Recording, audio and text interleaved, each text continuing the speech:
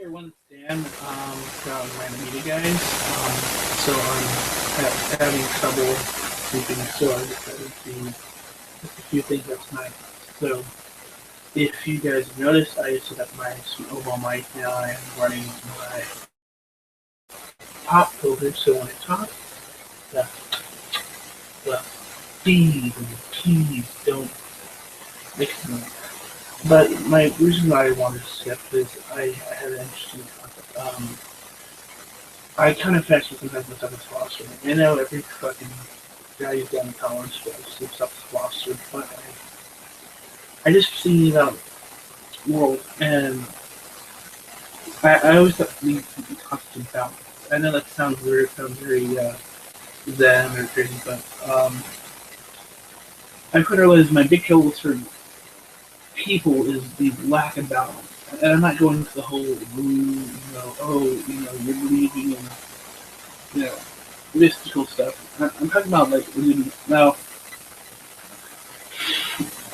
if you've seen my other channel, Nano Check, where I talk about Tesla flood stuff, you'll see where I talk about things like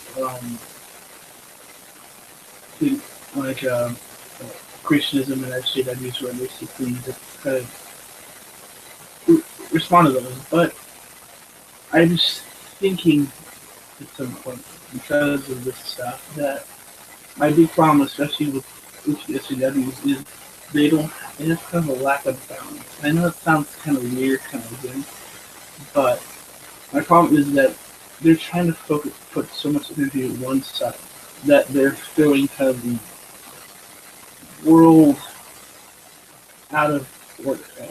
I know it's stupid, and I know it sounds like some. I mean, I've always believed that humans and maybe seek kind of a balance in life when it comes to things like hobbies. I've heard stories that, like, anybody's known someone who works in an office who goes, "I'm gonna go mountain biking this weekend, or I'm gonna go, you know, camping or rock climbing or skydiving." There's been actually show the reverse truth of people who are stressed about. You have people who are like bombs or cops. All they want to do is sit back. Maybe they're into reading magazines. Maybe they're like stamp collecting puzzles, or they build model airplanes. And I think in very much in life we do seek this kind of balance. In my problem with the what like SGWs is we don't seem to believe in this kind of balance. They want to swing the pendulum so far to the one direction, it's those things out of whack. Now, the thing that I've noticed is that when it comes to the conservatism and liberalism, that things sort of swing back and forth, and that in many ways, that the same height that one is at and the other, when they reach the height, they're kind of the same. I mean, talk to any like kind of any circadian type, and they sound very much like your hardcore right Republican. And the interesting thing is, I think that it's the Ouroboros or Jormungand. For those who know, it's the snake eating its tail, and that in many ways that while things are different on this side, both sides tend to meet on the far extreme. They're almost dark mirror images of themselves. And they don't like to admit that, because to admit that would mean that it would be self-awareness. And to have self-awareness is not something many people are good at. I mean, it's kind of very hard to be very much look inside and see, yeah, I mean, maybe I fucked up, maybe I'm flawed. In many ways, as a human, it's to recognize the flaw. And I'm not this person, but I've always believed that humans always seek to better themselves and to not realize, hey, I have issues, I've got flaws, and you have no means of being better. I mean, Sun Tzu even said himself, he said, part of the key to victory is knowing yourself and knowing your opponent. and the reason why as I've said, I did a whole video on just why many SJWs don't succeed because it's ignorance of self, which is sad in many ways because you're fighting an opponent you claim to know. In fact, that's another big thing I've seen is that by not knowing both yourself and what you're doomed to lose. And it's ironic in many ways they're winning, but I think it's because they don't know. There's something that Sun Tzu never, or maybe he did touch on, and maybe go back and read that a little bit, he touched but the terrain. So maybe if you don't quite know yourself very well, or you recognize yourself as bullshit, or you can convince a big enough crowd that what you're saying is real, you can, get them to buy it, and that's how cult mentality works. But, yeah, that's really what I wanted to talk about. But, I mean, I know this is just, people yammer on, like, but, I mean, we need at least, I mean, as I said, I always try to take a philosophical look at the world. I've always viewed the world this way. Or, and, I mean, part of what helps me stay sane is to try to admit that there's certain things I don't understand, and by keeping me balanced, really, I'm just rambling, because personally, I have no one to talk to. I'm just talking to an image of me right here, and no one's watching. I'm just whatever. And I have to trouble sleep. And it's kind of therapeutic to just babble on, because it gets this stuff out of my head, the things that I'm having my head recently. And the fact that, I'll say one thing I'm happy about. I was watching stuff on YouTube with about space, and there talks about sending a probe to an asteroid. I think they actually launched out yesterday, but they're basically going to go to an asteroid and study its content and figure out what went they're over there, so and send it back to Earth, which is kind of fucking cool.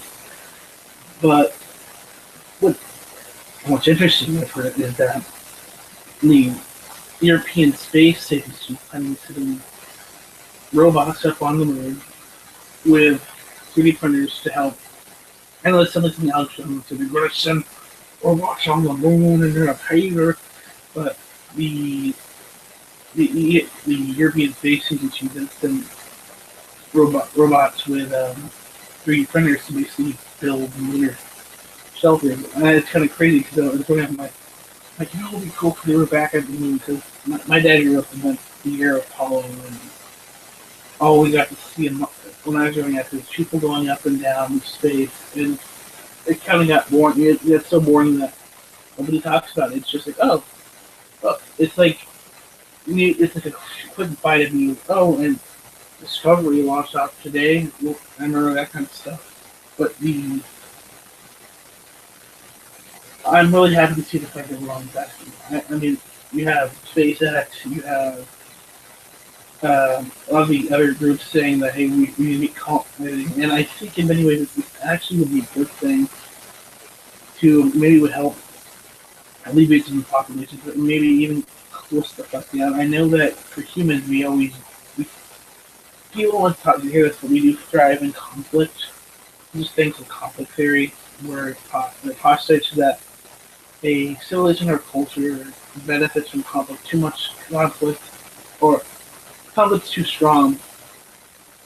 The think lapses, if it's too weak, there's no progression because it stagnates. And they think and maybe that's what kind of drives evolution. Conflict. It's inherent in everything. Maybe you don't think it's true. I mean, just look at political conflict. I'm not even talking about like wars. I'm talking about stuff like elections or um, um, social ideas. I mean, it's through these conflicts we arrive at a reference. Sometimes these conflicts are needed, and they're basically just, ways to vent out frustration. Sometimes they're necessary. I mean, it's still right to. But going back to the saying about space, we're gonna. I mean, they say within like by 2020, we're gonna have a lunar base, which is freaking awesome. I mean, from what I've heard, is the planet like the helium-3 that's created in the lunar regolith. That's that soil on the moon or moon dust. And advantages they can. The helium-3 is really good for. We think will be useful for creating thin fusion here on Earth. So we could say we gain meaning off stuff like petroleum. And the advantage is you don't even have to send the stuff. It's kind of it's inexpensive. You can send the Luna's gravity is like a sixth of our own, so it's a sixth of the escape velocity. And the advantage is you can literally send it downhill to Earth. And I mean, like, cause it means it. But you're sense with the gravity well. Like if you ever the Earth is basically gravity well, basically all you have to do is throw it down gravity well, and direct it, and then boom, dust, and you can use that to begin trying to get single fusion going. That's really fucking awesome. And I'm just really happy to also they're going to send not only just extending, potential colonists to Mars, which would be really useful because again, the population pressure might be helping.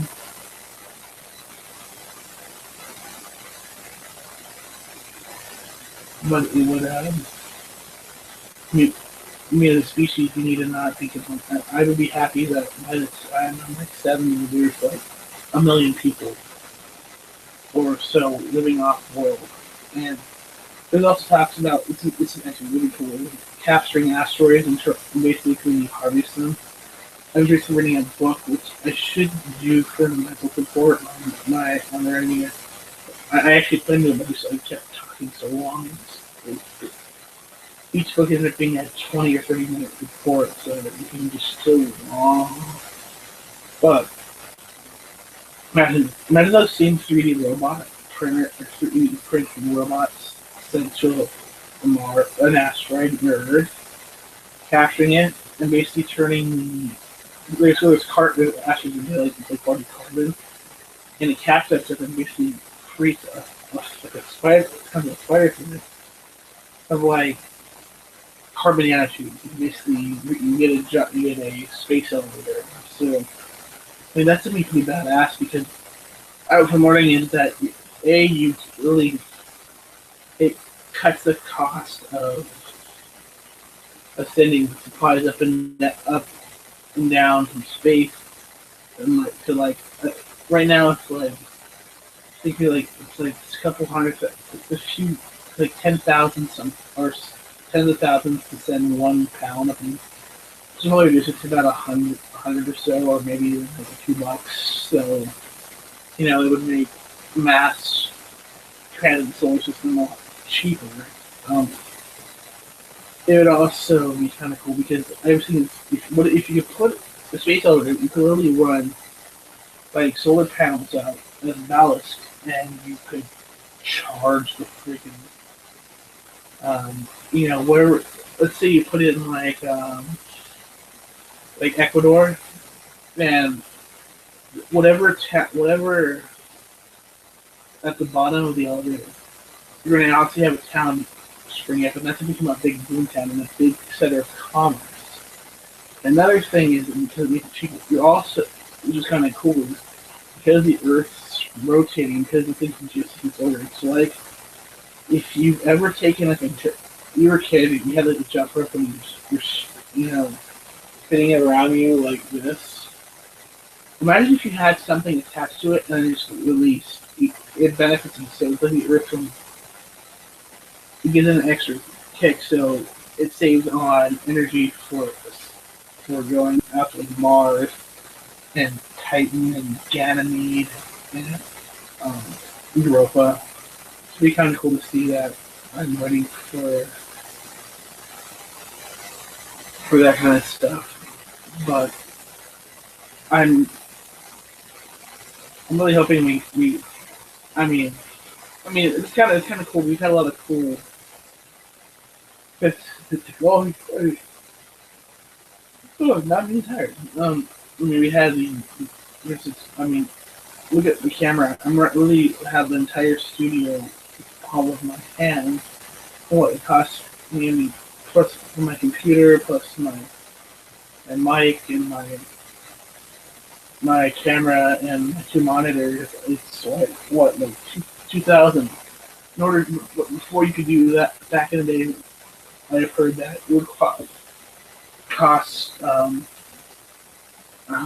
what was it? I heard this in Jeff Andrews' cookies where he was like, just set up a studio would cost like the mixers and all that stuff were like $2,000 a piece. Microphones were like $1,000.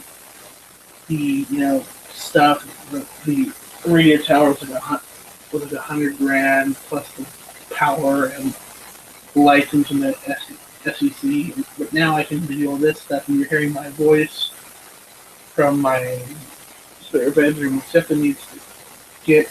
I think I'll work on this weekend. We're moving back in after a house fire I had last year, and we're getting a lot of stuff back. So we need to move area stuff. So it's gonna look nice. I have my food spot for tonight. My name is Dan. Check out my other channels, check my random media guys where I talk about movies, and where tonight, if you're watching this on September 16th, 2016, I will be doing a live stream with Chris where we talk about shooting shit. I will also be doing a live stream on. We might live stream also might have other people. We're thinking about doing something like streaming D&D live stream, which is quite interesting. And so that's probably what was going to be coming in the future. I've just been very busy since I started school, and I'm working full time. So a lot of this stuff has me neat for now. But thank you for watching. My name's Dan, and I'll see you later. Bye-bye. Thank you also for